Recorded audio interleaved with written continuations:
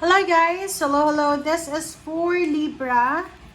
Libra, welcome dito sa ating channel. Palarin 888. Welcome. Titingnan natin Libra kung anong messages, vibration, gabay, energy para sa inyong lahat.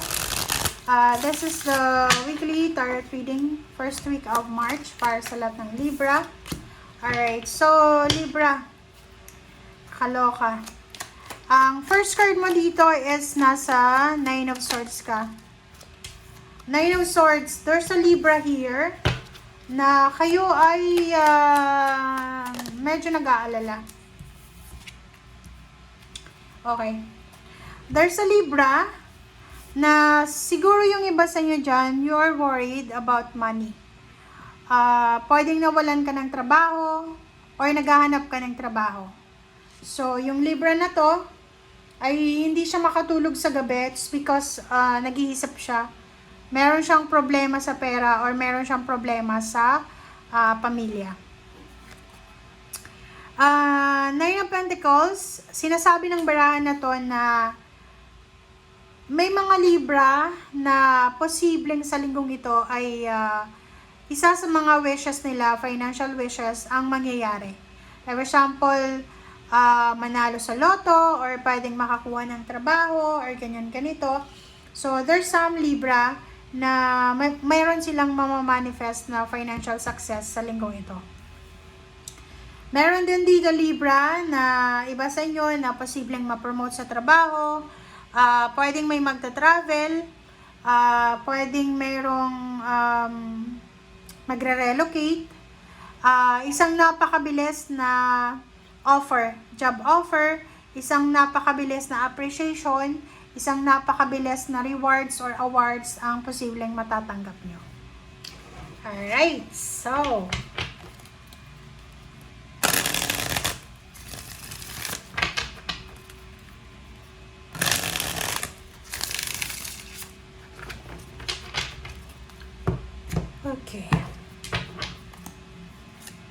Okay, Nine of Swords. Bakit ka umiiyak, Libra?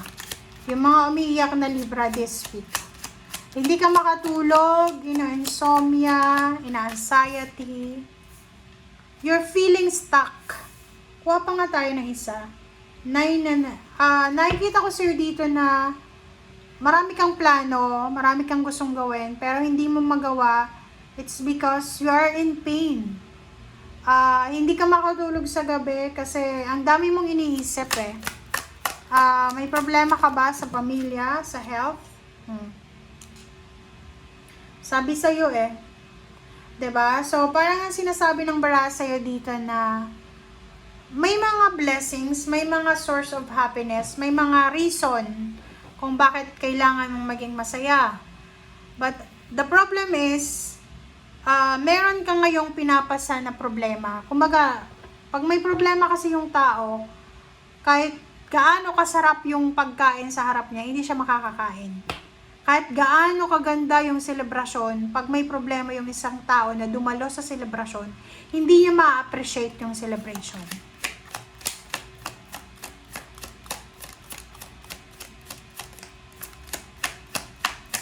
Sinasabi sa iyo ng dasan na yan na, kasi yung dasan is, siya yung pinakamasayang tarot. Sinasabi ng bara sa iyo na kailangan mong magsaya. Yung problema na pinagdadaanan mo sa ngayon, matatapos din yan. So, kung may mga invitation ka, celebration, ganyan, magsaya ka. Diba? Meron dito naman na ibang Libra na kayo ay posibleng isa sa mga pangarap nyo financially ang matutupad sa linggong ito.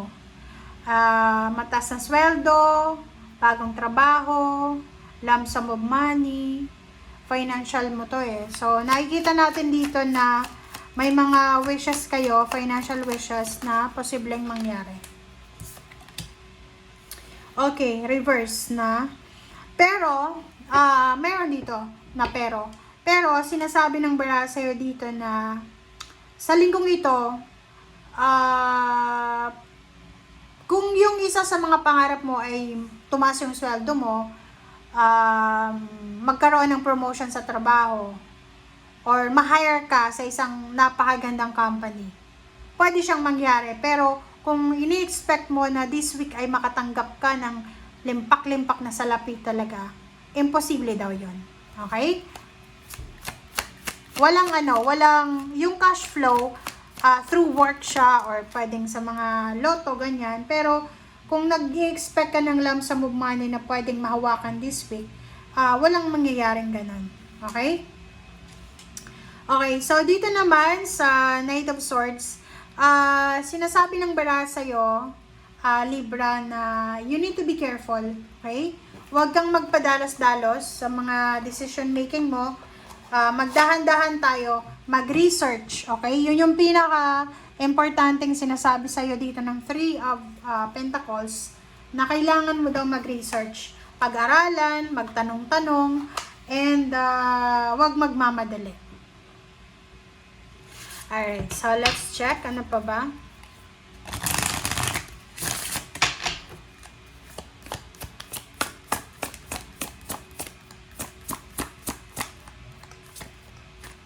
Alright. So, patience. So, sinasabi ng bara sa'yo dito na it is normal.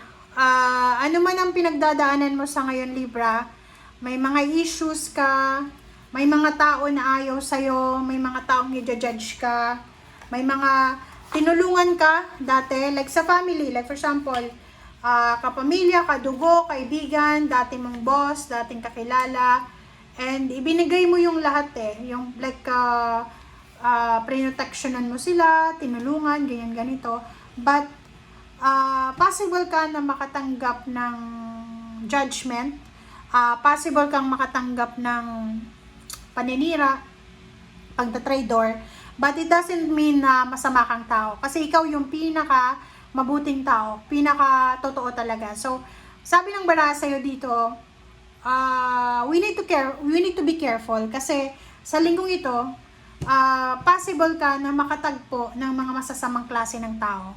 Ano yung ibig sabihin niya? Marami kang matatagpuan, marami kang makakausap, kumbaga ma-attract mo yung mga masasamang tao sa linggong ito. So, kailangan mong maging mapasensya kasi pag hindi ka naging mapasensya, ipoprovoke ka nila. And kung makikita mo dito sa barahang to, especially sa pera, pwedeng may mga tao kang makikilala sa week na to na pwede kang nakawan, lokohin ka sa pera, like bumili ka sa isang supermarket, lolokohin ka kung magkano yung sukli sa'yo. So, you need to be patient, okay? So, yun. Let's check, guys, kung ano po yung message. Okay. Soul solitude and belief. Yung soul solitude natin dito, guys, sinasabi ng barahan na kailangan mo, Libra, na bigyan ng atensyon ang kaluluwa mo. Sinasabi ng bara sa'yo na siguro masyado nang magulo ang takbo ng buhay mo. Magulo yung relationship mo, magulo yung pamilya mo, magulo yung paligid mo, magulo yung trabaho mo, magulo yung kapitbahay mo. So, sinasabi ng bara sa'yo dito na sa linggong ito, kinakailangan mo daw na maghanap ng lugar, kinakailangan mong maghanap ng tao, lugar at tao, na doon mo mahanap yung peace of mind and quiet. Parang like pumunta ka sa dagat, yung dagat na hindi maingay, yung hindi masyadong populated, sa bundok, parang ganun. And this week, ibigay mo sa sarili mo yung time para makapag-pause, makapag-reflect, makapag-pray sa simbahan, pwede din. So, kailangan mo ng katahimikan sa linggong ito kasi parang nakikita mo na left and right, sobrang ingay, sobrang gulo, and medyo may pain and heartaches and longing ka na nararamdaman sa puso mo. And last card natin dito, Libra, is belief. Sinasabi ng bara sa'yo dito na walang imposible. Maniwala ka. Okay? Lahat ng ginagawa mo, may kapalit yan na success. There's a result sa lahat ng sacrifices mo. And yun na nga, sabi ko sa'yo dito, marami kang may encounter na mga taong masasama. Or pwedeng last week, last month, marami ka nang naranasan na problema, na yung mga taong tinulungan mo ay ginawan ka ng masama. But it doesn't mean na doon ka na, titigil ka na doon. No. Sinasabi ng bara sa'yo dito na just let go, let God, let it flow, pray for them, and enjoy life and be at peace. Okay? Thank you guys. Bye!